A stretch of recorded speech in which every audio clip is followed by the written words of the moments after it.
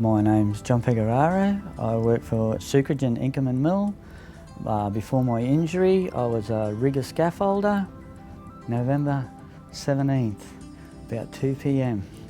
We were cutting the bottom trough out of the diffuser. We were doing maintenance on it. One of the chain blocks let go, knocking me down onto the chain guard where I was pinned underneath it, where 3 of my workmates lifted up this 900 kilo trough, just enough for me to get my arm out. I was in hospital for 5 weeks. From there, I was home for 12 weeks in a wheelchair.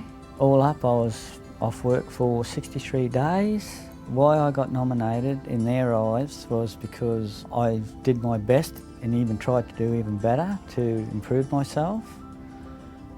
I set little goals along the way and I achieved them.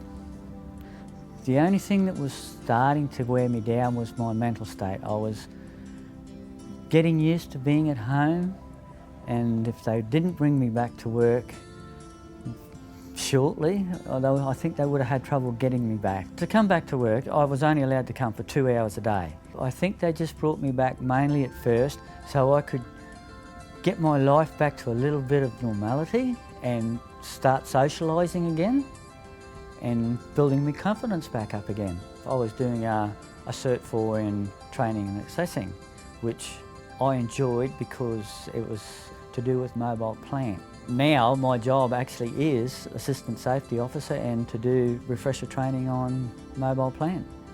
If I run across someone who was down, I'd say stay positive. I know there are challenges ahead, but you know if you can beat them, all you have to do is commit yourself to it. The most challenging part has really got nothing to do with work. I'm the primary carer for my mother, and being in a wheelchair and trying to arrange hospital appointments and everything for her, and she was more worried about me than I was. I had highlights all the way.